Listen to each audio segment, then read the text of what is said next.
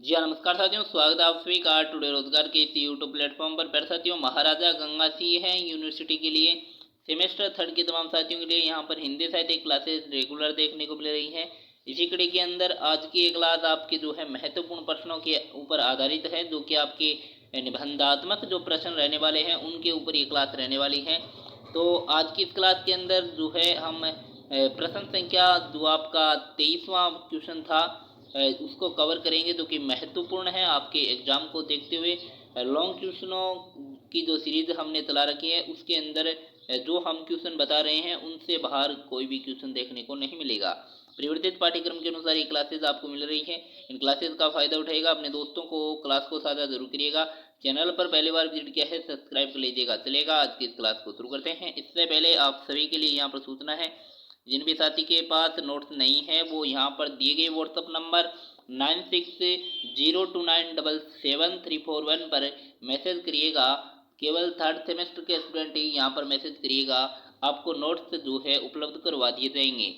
उपलब्ध सब्जेक्ट की मैं बात करूँ तो हमारे पास से हिंदी साहित्य के, भारत का इतिहास के, अनुसंधान पद्धति शास्त्र यानी रिसर्च मैथोलॉजी के, और कंप्यूटर अनुप्रयोग यानी प्राथमिक कंप्यूटर अनुप्रयोग यानी एलिमेंट्री कंप्यूटर एप्लीकेशंस के नोट्स हमारे पास मिलने वाले हैं। जिन भी स्टूडेंट को नोट्स की ज़रूरत है वो हमारे दिए गए व्हाट्सएप नंबर से कांटेक्ट करिएगा। और टुडे रोजगार के नाम से हमारा टेलीग्राम चैनल है, जिसका लिंक वीडियो के डिस्क्रिप्शन के अंदर देखने को मिल जाएगा, उसको भी ज्वाइन कर लीजिएगा। समय समय पर यहाँ पर भी अपडेट दी जाती है। तो चलिए आज की इस क्लास को स्टार्ट करते हैं। तो पिछले क्लास के अंदर हमने देखा था दलित विमर्श के ऊपर जो लेख लिखना था, जो कि एग्जाम के अंदर जो है ये महत्वपूर्ण क्वेश्चनों के अंदर आ रहे हैं।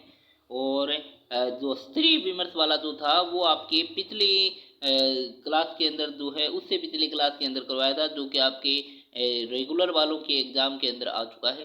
तो आज की इस क्लास के अंदर हम दिव्यांग विमर्श के विषय के बारे में जानेंगे, पूरी विस्तार से इसके ऊपर चर्चा करेंगे। क्लास से शुरू से एंड तक वॉच करिएगा। तो चलिए इस क्लास को शुरू करते हैं। प्रश्न संख्या 23 है कि दिव्यांग विमर्श के विषय में विस्तार पूर्वक आपको बताना है। तो बात करते हैं दिव्यांग विमर्श की।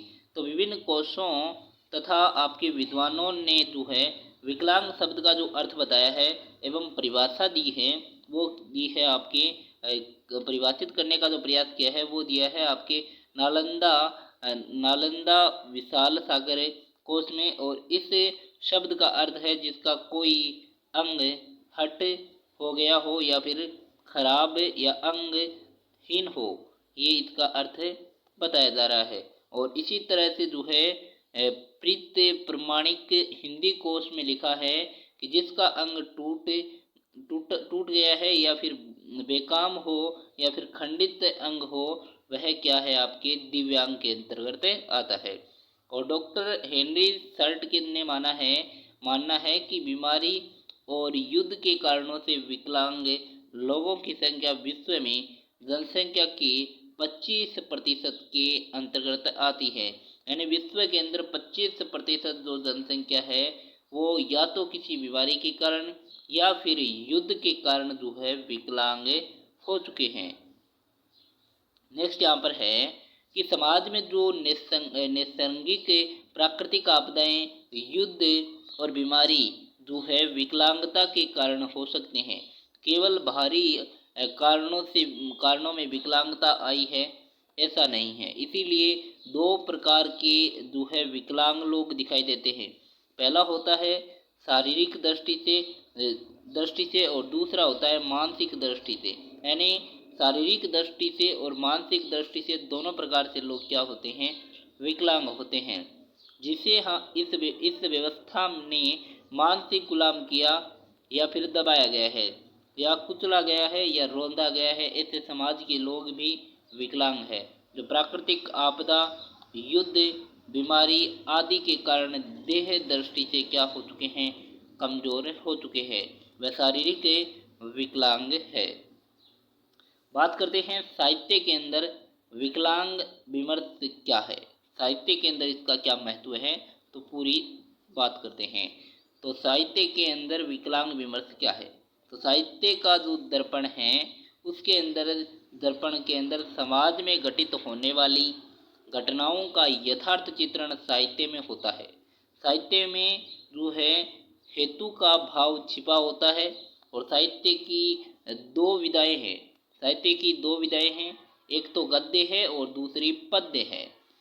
इसके अंतर्गत जो है कहानी, नाटक, निबंध, उपन्यास, रेखांचित्र और संस्मरण, यात्रा वृतांत, आत्मकथा और जीवनी आते हैं। पद्य के अंतर्गत बात करें तो पद्य के अंतर्गत खंड काव्य और महाकाव्य आते हैं। प्रबंध काव्य, मुक्तक काव्य, ये सारे के सारे पद्य के अंतर्गत आते हैं। दोनों ही विधाओं में साहित्यकारों ने जो है किसी न किसी रूप में विकलांग चेतना को हिंदी साहित्य का जो है अभिन्न अंग बनाया है। हिंदी साहित्य व इतिहास के अध्ययन से स्पष्ट होता है कि आदिकालीन भक्तिकालीन का उत्तरादि रीतिकालीन साहित्य में जो है सामान्य व्यक्ति की अभिव्यक्ति नहीं थी। वह साहित्य राजा रानी, युद्ध, नारी सौंदर्य, भोग विलास, सब कुछ जो है भक्ति तक ही क्या था, सीमित था। परंतु आधुनिक युग के अंदर मानव ने आपकी उन्नति की खोज की है और राह खोजी है। प्रगति के पथ पर चलने लगा और सुधारवादी जो है वृत्ति पैदा हुई।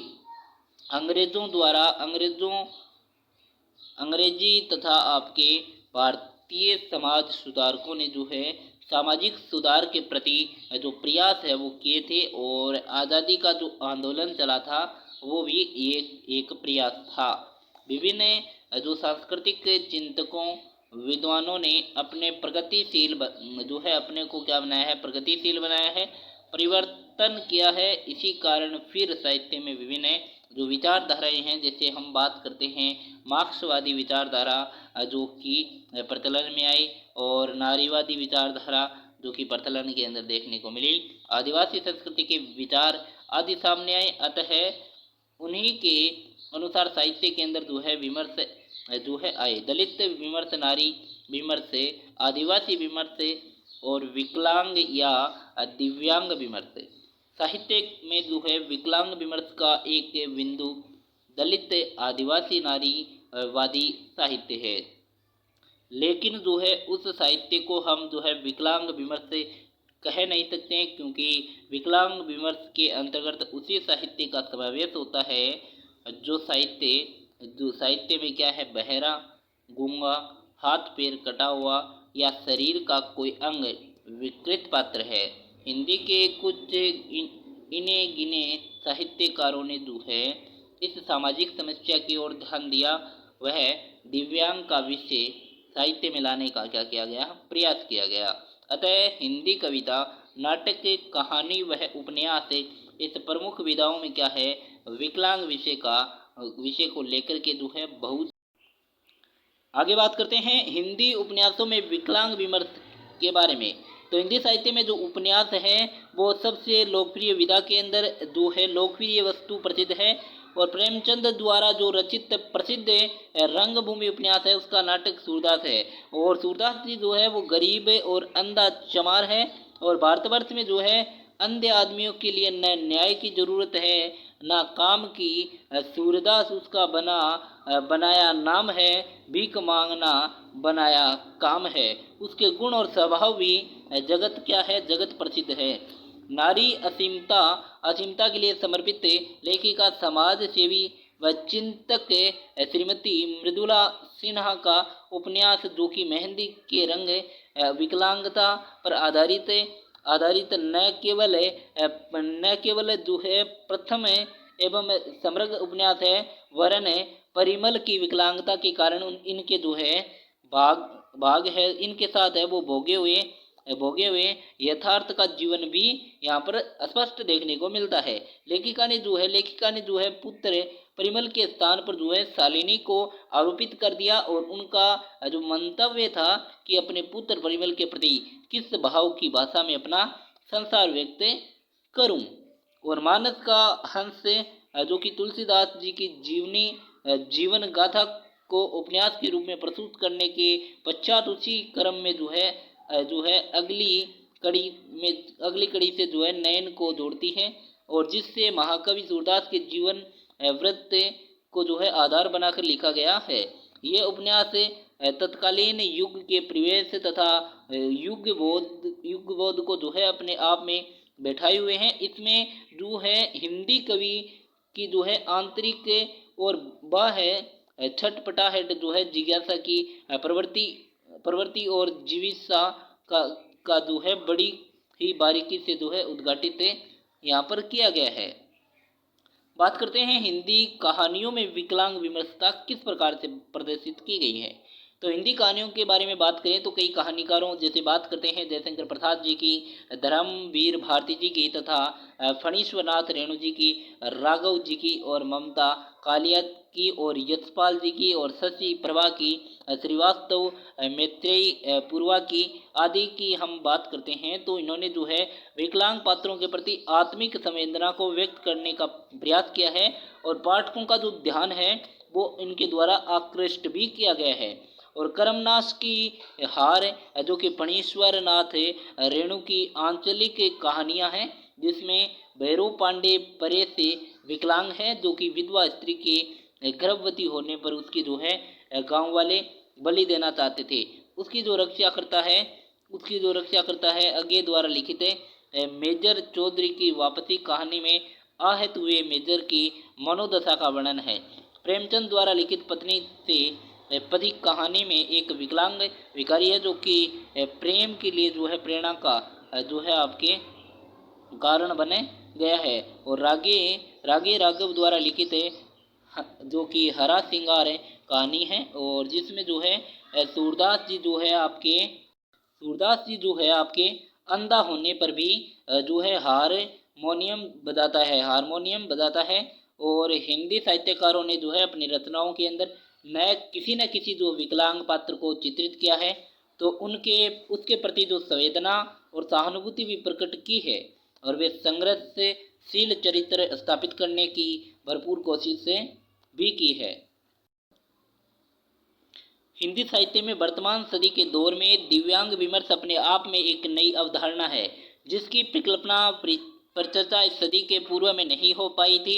और हालांकि हिंदी साहित्यकारों ने अपनी रचनाओं में विकलांग पात्रों का अवश्य चित्रित किया है, विकलांग पात्रों को हिंदी कहानी में नहीं, हिंदी उपन्यास व अन्य गद्य विधाओं में भी यत्र तत्र विकलांग पात्रों का उल्लेख देखने को मिल जाएगा। लेकिन यदि आवश्यकता है तो ये है कि उन्हें विकलांग विमर्श की दृष्टि से विश्लेषण किया जाए। तो गाइस आज की इस क्लास के अंदर इतने जो ये क्वेश्चन है वो पूरा होता है। नेक्स्ट क्लास के अंदर आगे के क्वेश्चनों की चर्चा करेंगे और उसके बाद हमारी जो महत्वपूर्ण जो क्वेश्चनों की जो सीरीज है वो भी कंप्लीट हो जाएंगे। तो उम्मीद करते हैं क्लास अच्छी लगी होगी। क्लास अच्छी लगी तो वीडियो को लाइक कर दीजिएगा, चैनल पर पहली बार विजिट किया है सब्सक्राइब करके बेल नोटिफिकेशन कॉल पे सेट कर लीजिएगा। मिलते हैं अगली क्लास के अंदर, तब तक के लिए जय हिंद जय भारत।